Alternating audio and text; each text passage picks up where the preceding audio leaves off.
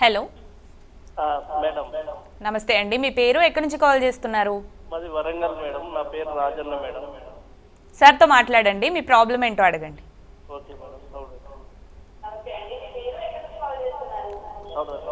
TV sound మ్యూట్లో పెట్టి మాట్లాడండి, సార్తో మాట్లాడండి. మేడం నా పేరు రాజన్న మేడం. మాది వరంగల్ మేడం. టీవీ సౌండ్ తగ్గించి మాట్లాడండి, ఫోన్లో మాట్లాడండి, మీ ప్రాబ్లం ఏంటో చెప్పండి. మేడం నాకు హిమోఫీలియా ఉంది మేడం. హిమోఫీలియా ఉంది. ఇది ప్రాబ్లము ఒకసారి తలనొప్పి వస్తూ ఉంటుంది. అంటే జైంట్ అక్కడక్కడ జైంట్ బ్లీడింగ్ అవుతూ ఉంటుంది మేడం. ఒక్కొక్కసారి కొన్ని సందర్భాలలో బ్రెయిన్లో కూడా బ్లీడింగ్ అయ్యే అవకాశం ఉంటుంది అని చెప్పారు మేడం. అది ఎట్లా ప్రికాషన్స్ ఎట్లా తీసుకోవాలి అని అడుగుతారు. ఓకే ఓకే, హిమోఫీలియా అనేది దానిలో టైప్స్ ఉంటాయండి. హిమోఫీలియా అంటే ఈ రక్త కణాలు బ్లీడింగ్ ఏదైనా ఇంజురీ జరిగినప్పుడు క్లాట్ అయ్యే మెకానిజం ఉంటుంది. ఆ మెకానిజంలో వచ్చే డిస్టర్బెన్స్ అది.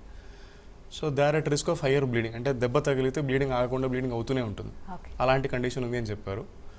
ఎందుకంటే ఆబ్వియస్లీ మనకి బాడీలో ఎప్పుడు డ్యామేజ్ జరుగుతూ ఉంటుంది, రిపేర్ అవుతుంది. తలకి దెబ్బ తగిలినప్పుడు బ్లీడింగ్ మైనర్ చిన్న ఊకే గోడ గుద్దుకున్నా కూడా బ్లీడింగ్ అవ్వచ్చు.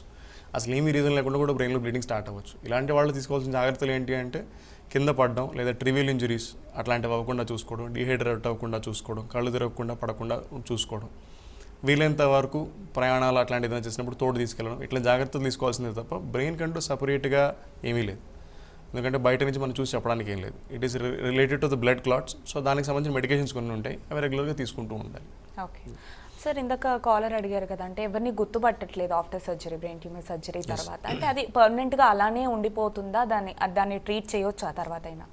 నాట్ నెసెసరీ అండి, అంటే పర్మనెంట్ అవ్వాల్సిన అవసరం లేదు. మోస్ట్ ఆఫ్ రికవర్ అయిపోతారు. కొన్నిసార్లు పర్మనెంట్ అవుతాయి. ఈ టెంపరీ నుంచి పర్మనెంట్ అవ్వకుండా లేదు మళ్ళీ తిరిగి గుర్తుపడడానికి ఏంటి అంటే బ్రెయిన్ అనేది ఒక వండర్ఫుల్ ఆర్గన్. ఈ విషయంలో న్యూరోప్లాస్టిసిటీ అని ఒక కాన్సెప్ట్ ఉంది. సో ఇక్కడ ఏంటంటే బ్రెయిన్ అనేది ఒక మజిల్ లాగా, మీరు ఎంత ట్రైన్ చేస్తే అంత బాగా పనిచేస్తుంది.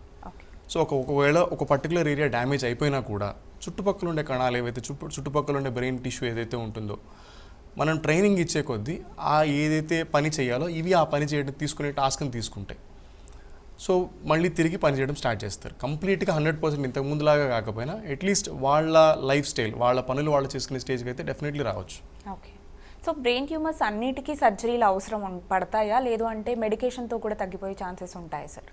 కొన్ని టైప్స్ ఆఫ్ ట్యూమర్స్ ఉంటాయి, కంప్లీట్ మెడికేషన్స్ అని చెప్పలేం. మెడికేషన్స్ విత్ సర్జరీ అవసరం పడతాయి. లింఫోమాస్ అని కొన్ని ట్యూమర్స్ ఉంటాయి, అవి మామూలుగా బ్లడ్లో వస్తాయి, అవి ఒక్కోసారి బ్రెయిన్లోకి వెళ్తాయి. వాటికి సర్జరీ అవసరం పడకపోవచ్చు. ఒక్కోసారి చిన్న సైజ్ అనుకోండి, వాటికి ఓన్లీ కీమోథెరపీ అంటాం, కొన్ని మందులు ఇస్తే సరిపోతాయి. కొన్ని పిట్యూటరీ ట్యూమర్స్ ఉంటాయి, వాటికి కూడా అంతే, ప్రతిసారి సర్జరీ అవసరం లేదు. కొన్ని మందులతోటి మెయింటైన్ చేస్తూ ఉంటాం, మందులతోటి సైజ్ తగ్గిపోతూ ఉంటాయి, సైజ్ కంట్రోల్ చేసి ఉండొచ్చు. క్యూర్ అంటే అగైన్ కంప్లీట్గా మాయమైపోతుందా లేదా అనేది చెప్పలేం, కానీ డెఫినెట్లీ సింప్టమ్స్ ప్రోగ్రెస్ అవ్వకుండా ఆ కణితి సైజ్ పెరగకుండా మనం దాన్ని ఆపచ్చు, మెడికేషన్స్ తోటే ఆపచ్చు. ప్రతిసారి సర్జరీ అవసరానికి గ్యారంటీ ఏమీ లేదు. ఓకే.